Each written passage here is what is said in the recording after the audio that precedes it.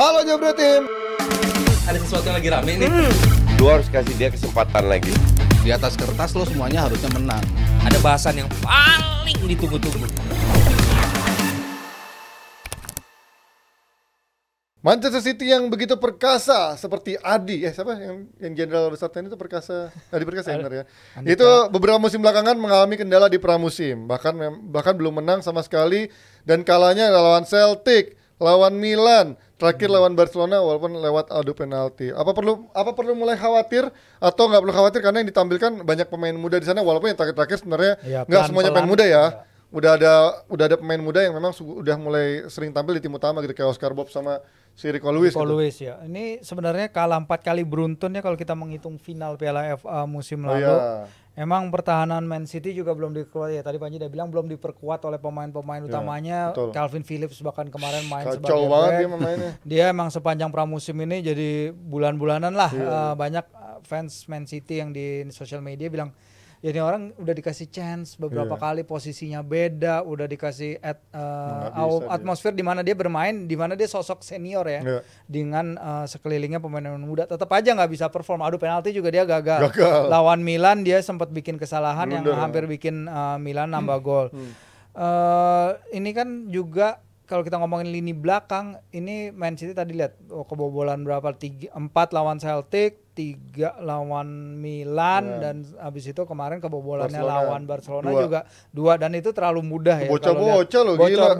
Bocornya bocor parah itu, sama bocah-bocah Barcelona yang golin. Dan masalah yang sama terlihat dengan musim lalu di mana Ederson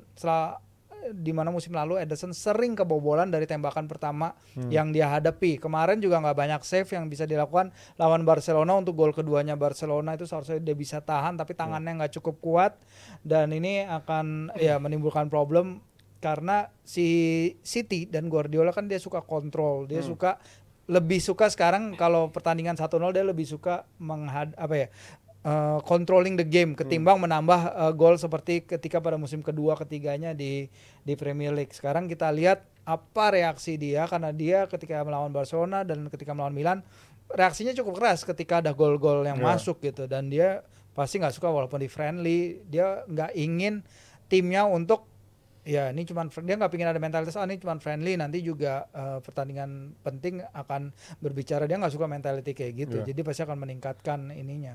Dan dia tidak ada tanda-tanda akan melakukan pembelian besar ya. Selain Savinho udah dibeli, kelihatannya banyak main-main yang sebenarnya gue bilang udah mulai masuki masa ujung penghujung masuk kayak Ederson tadi. Ya kan, kayak Ederson udah 30-an, terus juga kayak KDB maksudnya udah 32. Terus si Kyle Walker juga di atas 30 tahun. Johnson berapa ya? Gue lupa 30 apa berapa. Jadi udah banyak main yang menurut gue mungkin sudah cukup lama di sana dan juga udah memasuki masa melewati sedikit dari masa peaknya. Apakah memang City sekarang hati-hati dalam membeli karena financial fair play dan juga tuduhan-tuduhan yang katanya akan mulai dikejar akhir tahun ini, atau menurut lo memang ya dia masih percaya dengan main-main mudanya yang mungkin diorbitkan kayak si Oscar Bob, Rico Lewis atau James McAtee? Kalau gue bilang ini bagian dari kompromi ya. Menurut gue ada salah satu, gue coba untuk mencari alasan apa ya ini apa ya seperti yang tadi lu paparin. Tapi kelihatannya kalau menurut gue ini lebih kepada karena kontrak Guardiola tinggal setahun. Ya, ini artinya juga kalau udah setahun lagi ya lu jangan beli yang aneh-aneh lah gitu. Biasanya kan kalau di kantor juga gitu. Kalau lu udah tinggal berapa bulan lagi lu tuh nggak bisa ngeluarin kebijakan yang strategis. Dan ini mungkin juga bagian dari rencana. Kan bisa dilanjutkan sama penerus ya Pak. Jadi misalkan lo bikin kereta cepat yang dibikin. Gue udah tahu lu mau ke arah situ. Gue udah tahu. Yang gunting pita yang setelahnya. Ini program saya. Betul. Gitu kan, kalau ya, memang udah ada calon pelatihnya, oke. Kalau itu kan udah ada calonnya, jadi udah jelas. Keluarga juga. Enggak, ini nggak tahu kan. Gawat. Besok ada tukang bakso di depan ntar. Nah kalau ini kan kita belum tahu. Ya mungkin aja mereka udah tahu, kita nggak tahu. Tapi yang pasti kelihatannya sih belum firm lah siapa pelatihnya. Jadi mungkin nanti gue beli pemain 100 juta ternyata pelatih baru punya filosofi yang berbeda, pemainnya nggak masuk kan, itu bisa jadi amsyong kan. Jadi menurut gue alasan pertama itu. Yang kedua, memang kalau kita lihat, gue setuju sama lu Ji. Kalau Kevin De Bruyne itu tahun lalu udah empot-empotan lah, bukan cedera kemudian ya. Tapi dia masih dibutuhin ketika dia fit. Tapi udah nggak bisa main full week by week ya. Dulu lagi, tapi game changing dia masih. Nah itu dia. Mungkin kalau ini katakanlah Guardiola baru tahun kedua, artinya dia masih lama lagi. Mungkin dia udah akan siap replacementnya si Kevin De Bruyne. Tapi mengingat ya udah tanggung lah, mungkin kira-kira Pep ini udah mau cabut lagi, udahlah pakai yang ada dulu lah, 1-2 oke lo beli emang yang perlu gitu, itu yang pertama. Yang kedua kalau Kyle Walker sih gua rasa masih kuat 1 musim 2 musim lagi kan, istrinya aja 2 kan. Iya. Terus terakhir soal Calvin Phillips itu yang hanya gua nggak bisa kasih penjelasan sih. Mungkin nggak. Padahal Southgate muji-muji banget kemarinnya. Iya, nggak ada Tapi dia. apa mungkin juga sebenarnya ada pemain yang bisa lebih dimaksimalkan, kayak kita tahu ada Matheus Nunes yang kemarin juga baru dibeli tahun lalu, belum begitu perform, mungkin tahun ini akan lebih dimaksimalkan. Iya. Sampai Kovacic yang kemarin gua kaget tuh, hah? Ini Kovacic bisa nge-sprint dari kayak belakang gitu ke depan begini, sejak kapan dia lincah begini gitu kan. Ternyata mungkin ada potensi-potensi yang bisa lebih dimaksimalkan kontribusinya gitu. Iya, gue rasa bisa. Kayak Nunes itu bisa pasti akan step in juga. Mungkin untuk Kayak Grealish kemarin juga lumayan. Grealish oke lah. Ya. Kan tahun lalu perannya kecil banget Grealish ya. Jack Grealish tahun lalu ya memang Sama menurut Doku gue 2 kalah tahun kan. lalu malah ya, akhir tahun lalu tuh kan di final Liga Champions juga dia kan mati sama Dumfries kan. Jadi udah mulai agak sedikit turun, ya mungkin agak bad boy juga kali atau apa ya.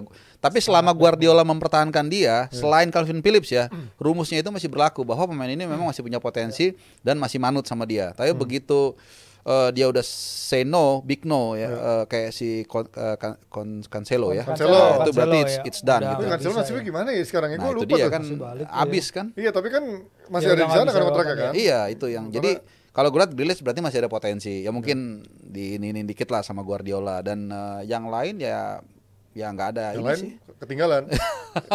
Ini kayak Cuman tagline balik lagi ini, sih emang motor ya. Calvin Phillips tuh gue bener-bener bingung gue. Iya. Apa emang dijual nggak ada yang mau beli, kemahalan atau apa nggak Kemahalan ngerti sih. gue. Mahalan. Tapi pertanyaan gue, dengan adanya balas-membalas komentar di preskon dan juga media sosial, gimana nasib Julian Alvarez? Menurut Iya. lu apa sudah saatnya dia mencari klub lain yang bisa memberikan Iya. dia tempat utama, karena selama ini kan potensinya hanya sebagai ban serepnya Haaland gitu kan. Iya. Susah sih karena si Alvarez juga dia memilih untuk main di Copa, terus dia main di Olimpiade kan. Ya, oh iya. Dan si Di Copa tapi cadangannya Lautaro ya. Iya, cadangan. Dan di Olimpiade sebenarnya pertandingan terakhir juga dia nggak main. Tapi kalau kita lihat emang Alvarez, si Guardiola ini kan di pramusim ini dia kayaknya lebih galak nih ke Iya. anak-anaknya.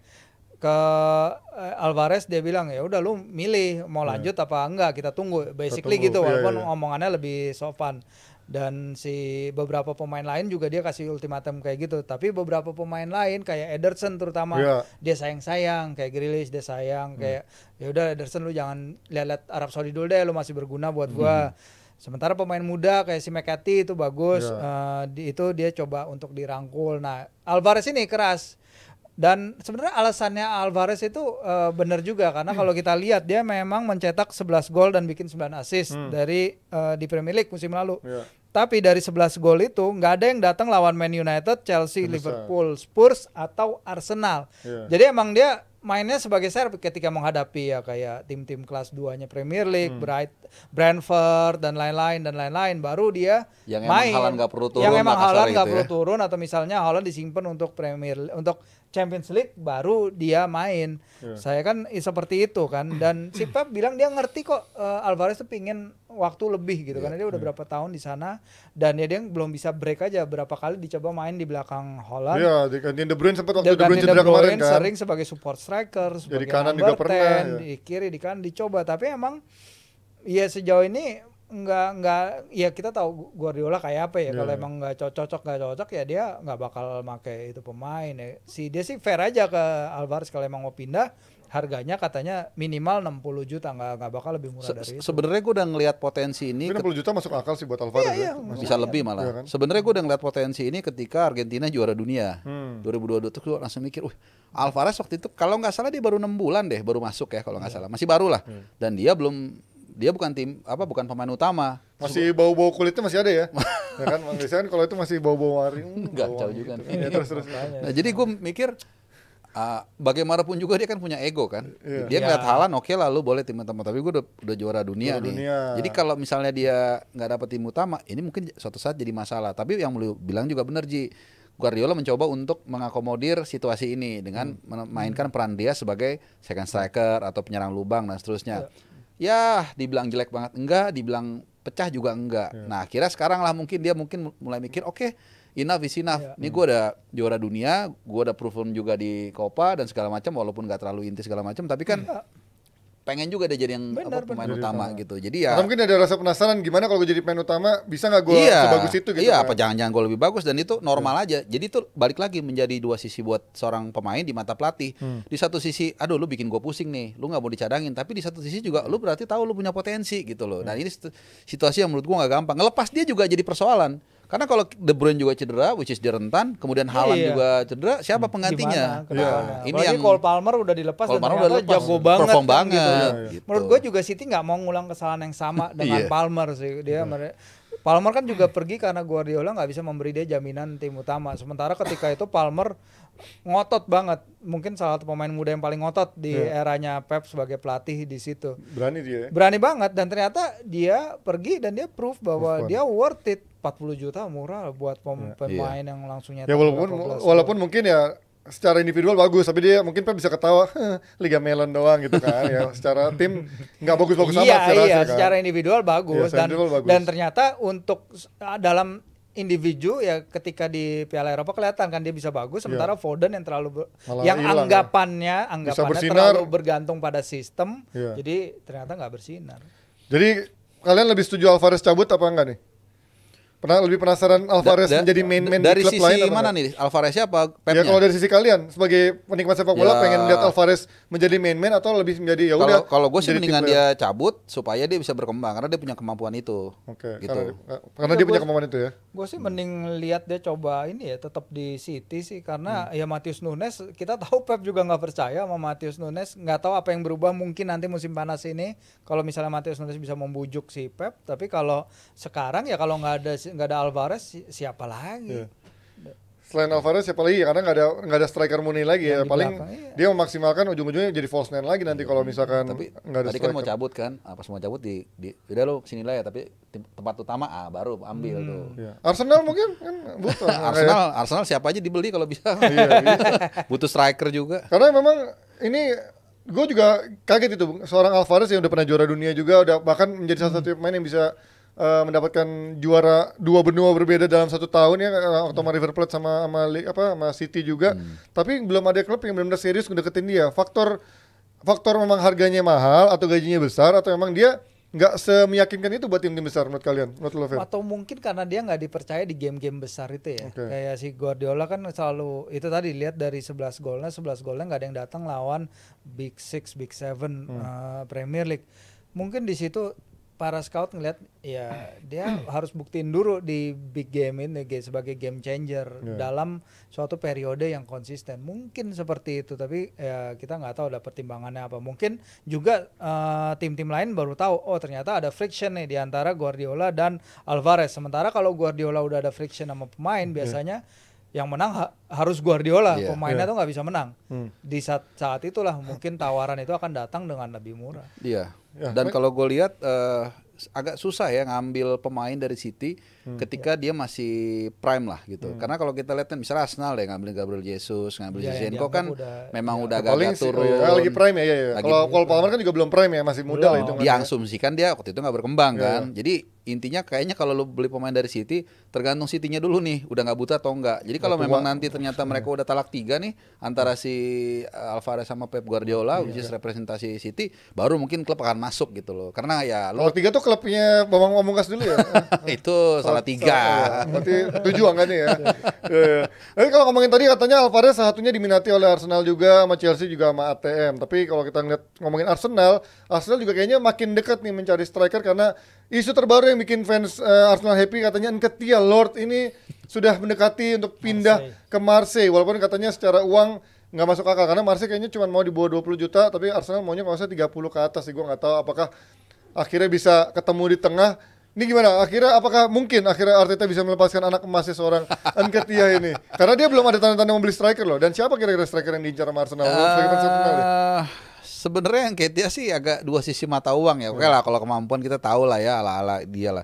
Cuman dia bagusnya itu ibarat kalau yang temen di tongkrongan itu dia mau aja gitu loh, dicadangin mau 80 Ini kalau di Madrid ya kayak Joselu, Nacho, terus si Vasquez gitu. Yang penting gua Madrid betul, gitu, Vasquez. main apa enggak main Madrid. Kalau dulu Isco. Nah, jadi ya serba salah sih, agak aneh juga nih Arteta. Maksudnya Mukanya lagi begini lagi. Ini serius dia latihan tuh. pemain-pemain mudanya kan banyak yang mau terbang nih pemain-pemain yachtnya. Iya. Tapi Eddie Murphy banget ya mukanya ya. ya kalau harganya cocok sih oke lah. Kalau harganya cocok bisa dilepas daripada dia di Arsenal juga nggak akan Kayak dapat Mickey Mouse tempat. gini ya. Iya. Marseille itu seneng banget ya sama pemain Arsenal ya. Udah Nuno Tavares. Dulu juga siapa tuh si Gundosi kan Gundosi juga dari kesana itu, kan. ya. Iya kan. Emang mungkin ada ini apa namanya tuh Kerjasama bareng. kerjasama yang udah terjalin lah. Oh, berarti kalau dia ke Marseille akan duet sama si Greenwood berarti nih. Mason Greenwood Iya ya. kan? Sanchez juga nggak salah ada di sana ya. Gue lupa deh. Sanchez ada di Marseille nggak sih? Dan pelatihnya De Zerbi Iya, nih. Sanchez dulu Ya kan, di di sana kan? sana. Nah ini lu gimana Fir? Lihat Nketiah sebenarnya kan untuk main pelapis nggak jelek-jelek amat gitu dia. Ya bagus tapi nggak levelnya ini Arsenal. lah. Kalau mau menjadi juara bukan level Arsenal. Iya ya. kalau enggak dua-duanya kalau Nketiah pingin jadi starter ya level dia bukan Arsenal. Arsenal juga kalau mau jadi juara Premier League ya levelnya udah bukan Nketiah. Oh iya benar juga kalau menurut Nketiah kalau gue mau juara gue bukan di Arsenal harusnya gitu kata Nketiah ya. Nah siapa tahu dia pindah terus dia juara duluan. Iya, Arsenal bisa mungkin bisa kan. Iya, tak kecuali dia pindahnya ke Spurs kan. Enggak Itu bakal juga. berat. Mas Alpo sudah merasakan itu. Iya. Kalau Marseille lebih mungkin juara daripada Marseille Spurs lebih jelas. juara, iya, Jelas. makanya. Nah tapi sampai saat ini kan dia belum ada isu mau beli striker nih. Bahkan katanya setelah Mikel Merino yang udah paling mungkin Iya, datang, iya, paling dekat, dia masih ya. ngincar seorang Fabian Ruiz yang gue isunya katanya Fabian Ruiz walaupun secara harga 60 tuh kayaknya kemahalan. Tapi kalau striker kan pasti harganya 100 juta ke atas. Kita nggak tahu ya kondisi klub-klub ini dengan PSR gimana. Karena ini kan udah siklus baru ya Iya. PSR. Udah 3 tahun berikut. Secara keuangan klub apakah memungkinkan sekarang market untuk striker yang bagus kan pasti 100 juta ke atas, lebih benar. ya. Walaupun kemarin dia udah ngelepas Metro.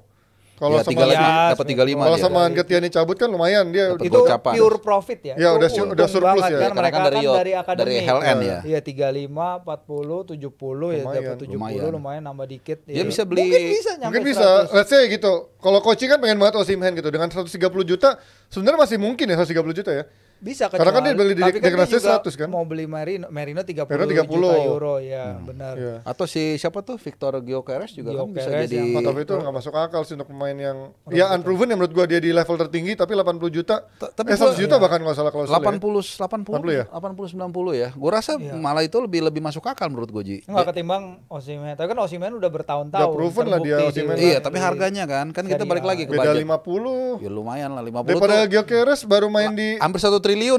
Sporting setahun sama di Coventry setahun ya. Iya, Coventry. Jadi, kalau ya kita tahu ya Højlund aja penyerang Serie A ternyata Iya, nggak pernah main aja 70 nggak pernah 60 main juta, 70 dan 70 juta. bagus ternyata kalau di Premier League ternyata bisa juga bikin transisi itu nggak kita kira Serie A tuh selemah itu loh ternyata enggak juga ternyata bisa juga. Menarik juga lihat Calafiori gimana nanti. Nah ya Oh, kalau dikeluar Calafiori juga ya. Calafiori Berapa? bagus 60 kalau nggak salah ya berapa? Osimhen itu 40. murah kayaknya, 40 ya, 40, 40. Not bad ya. Karena si Bologna kan beli juga 3 juta doang Iya. dari Basel. Ya, ya. Ya itulah tadi dari transfer Arsenal secara potensi sekarang kelihatannya meyakinkan dengan adanya Calafiori ini kayaknya udah melengkapi di backnya, mereka udah nggak perlu khawatir lagi dengan ada Zinchenko atau pakai Kiwil, kemarin Kiwil. Zinchenko lagi yang Kiwior kelewat juga kan. kan. Tomiyasu. Ya kan, Itu Tomiyasu. itu satu-satunya posisi selain striker ya. Ya, Yang di kiri. kiri tuh nggak Arteta tuh nggak pernah firm. Itu Ya, aja udah. Dan walaupun ada Timber juga bisa main di kiri juga, tapi ya pas posisi asli Timber kan di bek kanan, tapi Timber pun masih harus bersaing sama Ben White. Kalau orang bilangnya mungkin Timber lebih bagus, tapi Ben White sama Saka tuh menurut gue punya chemistry Dia yang cukup punya bagus chemistry, itu kan. ya. Jadi ya di belakang sepertinya masalahnya sudah selesai, tinggal bagaimana kayaknya striker nih. Apakah benar-benar Arteta tidak begitu mencari striker atau sebenarnya dia diam-diam menyimpan strategi untuk mendapatkan striker kelas mahal, mungkin Osimhen, mungkin Vlahovic atau mungkin Alvarez juga yang diincar sama Arsenal. Oke, kita akan lanjut lagi dari Arsenal ke topik yang selanjutnya yang nggak kalah seru setelah yang satu ini. Halo Jabro Tim. Ada sesuatu yang lagi rame nih. Lu harus kasih dia kesempatan lagi. Di atas kertas lo semuanya harusnya menang. Ada bahasan yang paling ditunggu-tunggu.